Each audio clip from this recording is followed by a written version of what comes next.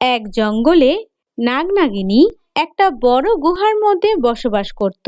হঠাৎ একদিন নাগিন নাগকে বলল, ওগো শুনছো, আমাদের নাগমণি অনেক যত্ন সহকারে আগলে রাখতে হবে।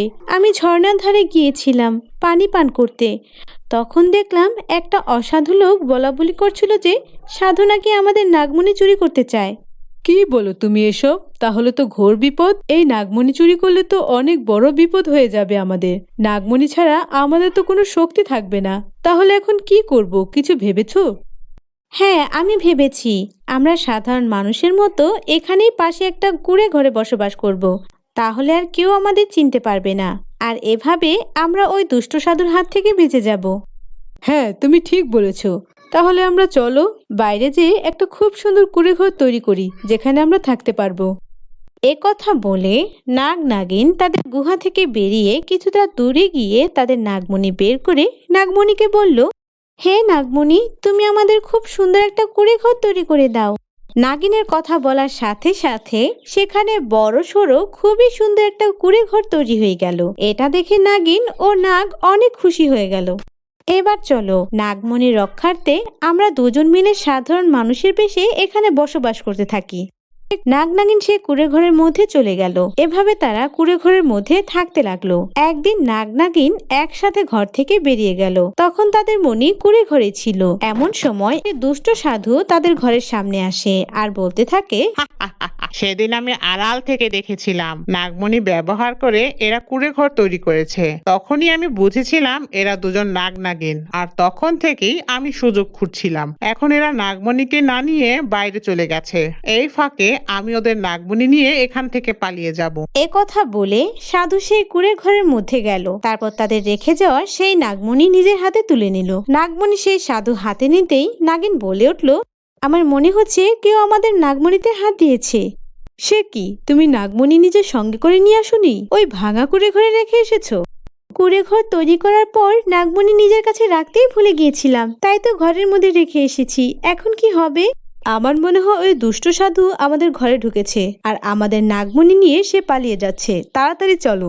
কথা বলে নাগ নাগিন দুজন দৌড়ে কুঁড়ে ঘরের কাছে গেল, কিন্তু ততক্ষণে নাগমণি নিয়ে সাধু বাবা সেখান থেকে পালিয়ে গেছে। এসব দেখে নাগিন কান্না করতে থাকে। তখন নাগ বলে, এখন আর কান্না করে কি লাভ? যেটা হওয়ার সেটা তো হয়েই গেছে। এখন যত দ্রুত সম্ভব ওই সাধু বাবার কাছ থেকে নাগমণি ছিনিয়ে আনতে হবে, না হলে বেশি দেরি হয়ে যাবে। দুষ্ট সাধু যদি ওই নাগমণির অপব্যবহার করে তাহলে আদি নাগিন আমাদেরকে অনেক বড় শাস্তি দেবে। হ্যাঁ, তুমি ঠিক বলেছ, চলো তাড়াতাড়ি আমরা ওই সাধুকে খুঁজে বেড়াই। এ কথা বলে নাগ ও নাগিন সাধু বাবাকে খুঁজতে বেরিয়ে পড়ে। অন্যদিকে সাধু বাবা সেই নাগমণি পেয়ে খুশিতে আত্মহারা। সে আপন মনে বলতে থাকে, যুগ যুগ ধরে কত মানুষ নাগমণি পাওয়ার চেষ্টা করেছে, কিন্তু কেউই সহজে পায়নি। আর আমি কত সহজে নাগমণি পেয়ে গেছি। বিনা পরিশ্রমে নাগমণি এখন আমার কাছে। এই নাগমণি থেকে আমি যা চাইবো তাই পাবো। এটি ব্যবহার করে আমি পৃথিবীর সব থেকে ধনী আর শক্তিশালী হয়ে যাব। হা হা হা হা। এসব কথা বলে বলে সাধু অনেক খুশি হচ্ছিল। তখনই সাধুর বউ সেখানে আসে আর বলে, কি করছো তুমি? তোমার কাছে এটা কি চকচক করছে? সাধু তার বউকে এভাবে হঠাৎ প্রবেশ করতে দেখে অনেক রেগে যায়। তারপর তার বউকে একটা জোরে থাপ্পড় দিয়ে বলে, তোকে না হাজারবার বারণ করেছি, আমার ধ্যান আর কাজের সময় একদম আমাকে জ্বালাতে আসবি না। এটা হলো নাগিনের অমূল্য রতন, মানে নাগমণি। এই নাগমণির সাহায্যে আমি অমর হয়ে যাব, পৃথিবীর সবচেয়ে শক্তিশালী আর ধনী হয়ে যাব। আমাকে কেউ আর আটকাতে পারবে না। এ কথা শুনে তার বউ ঘর থেকে বেরিয়ে গেল আর বাইরে গিয়ে বলতে লাগলো, হায় হায়, আমার স্বামী অনেক দুষ্ট একটা লোক। ও তো অনেক দুষ্ট পরিকল্পনা করছে। আমাকে যেভাবেই হোক ওর দুষ্ট পরিকল্পনা আটকাতে হবে। এমন সময় নাগ নাগিন সেখানে এসে সাধুর বউকে বলল, এই যে বোন, আমাদের একটু সাহায্য করবেন? আপনি কি বলতে পারবেন এই গ্রামের সাধু কোথায় বাস করে আর কতজন সাধু বাস করে? আমাদের অনেক প্রয়োজন।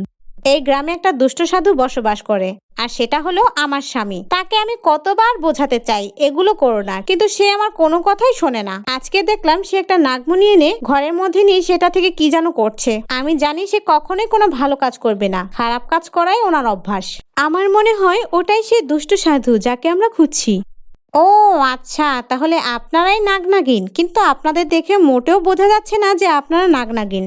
আমরা আমাদের নাগমণি রক্ষা করার জন্য মানুষের রূপ ধারণ করে জীবনযাপন করছিলাম। আপনি এখান থেকে সরে দাঁড়ান, আমরা আপনার ঘরে গিয়ে সাধু বাবার কাছ থেকে নাগমণি নিয়ে আসি। দাঁড়ান, ভুলেও এমনটা করবেন না।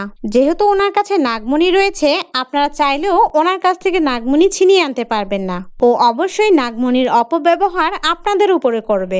আপনি তো ঠিক কথাই বলেছেন, আসলে এমন করে আমরা ভেবে দেখিনি। তাহলে আমরা এখন কি করব? আপনারা কোনো চিন্তা করবেন না, নাগমণি ফিরিয়ে আনার দায়িত্ব আমার। আপনারা শুধু আপনাদের ঠিকানা আমার কাছে দিয়ে যান, আমি অবশ্যই নাগমণি নিয়ে আপনাদের কাছে চলে আসব। তুমি সত্যি বলছো আমাদের নাগমণি আমাদের ফিরিয়ে দিবে? তোমার স্বামী অনেক খারাপ, কিন্তু তুমি অনেক ভালো। জঙ্গলের মাঝে কুড়ে ঘরে আমরা থাকি, তোমাকে আমরা বিশ্বাস করলাম, তোমার অপেক্ষায় আমরা থাকবো। এ কথা বলে নাগ ও নাগিন সেখান থেকে চলে যায়। সেদিন রাতে সাধুর বউ নাগমণি চুরি করার জন্য সাধুর রুমে যায়। যখনই সে নাগমণি চুরি করতে যাবে, তখন সাধু বাবা পিছন থেকে বলে ওঠে, আমি জানতাম তুই এমন কাজ করবি। তুই ছাড়া আমার এত বড় সর্বনাশ কেউ করতে পারে না। এখনই তোকে আমি মজা দেখাচ্ছি, আজকেই তোর শেষ দিন হবে। অনেক শুনেছি তোমার কথা, আমি আর তোমার কোনো কথা শুনতে চাই না।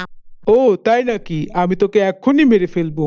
এ কথা বলে সাধু বিন দিয়ে তার বউয়ের মাথায় আঘাত করে, আর তখনই তার বউয়ের হাত থেকে নাগমণিটা পড়ে যায়। আর সাথে সাথে সেখানে নাগনাগিন এসে হাজির হয়। নাগনাগিন সেখানে এসে সেই মণিটি নিয়ে যায়। নাগিনদের হাতে মণি দেখে সাধু বাবা বলে ওঠে, ওরে বাবা, নাগনাগিনরা তো ওদের মণি পেয়ে গেছে, আমাকে এখনই এখান থেকে পালাতে হবে। কোথায় পালাচ্ছিস শয়তান সাধু? তোকে এভাবে ছেড়ে দেওয়া যাবে না, এখনই তোর মজা দেখাচ্ছি। এ কথা বলে নাগিন সাধুকে জাদু করে একটি কুকুর বানিয়ে দেয় এবং একটি খাঁচার মধ্যে আটকে ফেলে। তোমাকে অসংখ্য ধন্যবাদ বোন, আজকে তোমার জন্যই আমরা আমাদের নাগমণি ফিরে পেয়েছি। ধন্যবাদের কি আছে, আমি আপনাদেরকে সাহায্য করতে পেরেছি, এতে আমি অনেক খুশি। এই নাও বোন, আমি তোমাকে একটি মুক্তা দিলাম। এই মুক্তা থেকে তুমি যখন যা চাইবে তাই পাবে। আমরা এখন আসলাম, তুমি ভালো থেকো। এ কথা বলে নাগ ও নাগিন সেখান থেকে চলে যায় এবং তারা সুখে শান্তিতে জীবনযাপন করতে থাকে।